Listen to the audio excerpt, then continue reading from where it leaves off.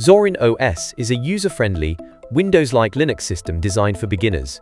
In this video, we will explore its features, ease of use, app support, and performance to see if it truly helps people switch from Windows or macOS without difficulty. The setup and installation is generally simple and very suitable for beginners. The process uses a graphical installer that guides you through every step, including the keyword layout, language selection, partitioning, and user profile with clear prompts, making it just as straightforward to install as Windows. Before starting, you will need a blank USB flash drive with at least 8 GB of storage space, an ISO file downloaded from the official Zorin OS website, and a flashing tool, like Rufus or Balena Etcher, to put the installer on your USB drive. To ensure your components work correctly, you will need to opt to install third-party drivers for graphics and hardware.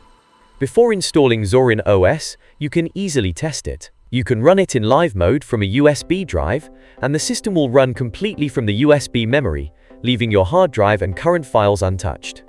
Any changes you make won't be saved once you shut down or restart your PC. Zorin OS is specifically designed from the ground up to feel familiar and comfortable for users transitioning from Windows. It features a classic taskbar, a familiar start menu layout, and a system tray that closely mimics the Windows environment to reduce the learning curve for beginners. Zorin OS includes a built-in appearance tool that lets you change the taskbar and menu layout to match Windows 10 or Windows 11 out of the box. You can switch between light and dark modes and change icon sets. It's not designed to look exactly the same as Windows 10 or Windows 11, but the desktop layout will feel familiar. In the free version, you will find around 4 basic Windows-like layouts. The Pro version adds extra premium layouts, including a dedicated Chrome OS and Windows 11 layout, with centered taskbar icons and a modern start menu. It uses the GNOME desktop environment by default for its Core and Pro editions, and you can install custom themes from the Software Center, so you're not limited to using the pre-built themes in Zorin OS.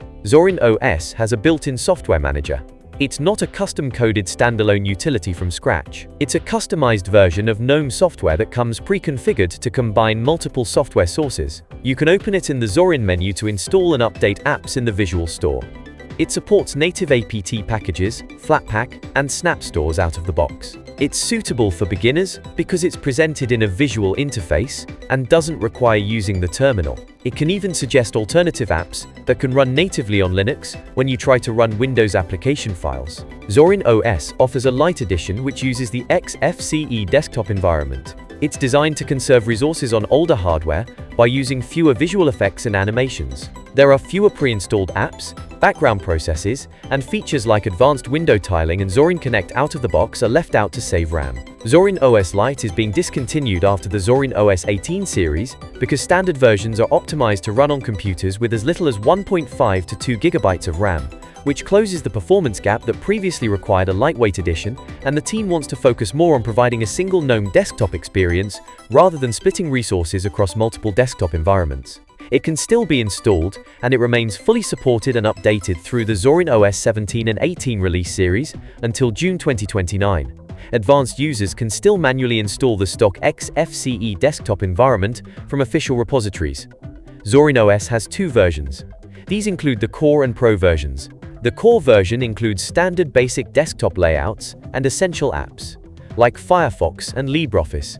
It's suitable for everyday use, web browsing, and basic productivity. The Pro edition offers 8 additional premium desktop layouts, mimicking macOS, Windows 11, and Chrome OS, and pre-installs an advanced suite of professional creative, productivity, and media software. It also includes direct installation support from the Zorin development team. While Zorin OS Core is a fully functional operating system, seeing locked features available in Zorin OS Pro can confuse beginners because they often expect an open operating system, like a Linux distribution, to include all visible tools out of the box. Zorin OS uses far fewer system resources than Windows and can run smoothly on most computers. However, it's heavier than lighter alternatives, like Xubuntu, Linux Mint XFCE, Lubuntu, or a clean install of Debian with a desktop environment. Even when comparing them to Zorin OS Lite, Zorin consumes more RAM and processing power because of heavy custom themes, animations, and pre-installed aesthetic layers to make it look like Windows. It packages more tools, custom branding, and a tailored software center. This makes it easier for beginners, but if you're a power user who wants to conserve system resources on older or low-spec hardware, a lighter alternative would be a better choice. We would recommend Zorin OS for most beginners, especially for people transitioning from Windows. It offers a familiar interface, a built-in software store, and pre-installed daily tools, so you rarely need to use text commands. The desktop looks and acts like Windows out of the box, featuring a similar taskbar and start menu, and it includes the Zorin Software Center, which works just like an app store on a phone or on Windows. You can handle normal daily tasks, updates, and app installs entirely through graphical menus. For power users, Zorin OS is not the ideal choice. It's designed as a polished, user-friendly entry point for beginners and people migrating from Windows or macOS, rather than a customizable system for advanced workflows. Its locked-down interface and heavy reliance on pre-configured wrappers get in the way of deep system tweaking. Alternatives like Kubuntu, Xubuntu, or Debian with KDE or XFCE would be a better choice if you're an advanced user who likes to tweak the system. If you want to stay up to date with more insightful content like this, then don't forget to like, share, and subscribe. To receive notifications whenever our channel posts new content, you can also click on the bell icon.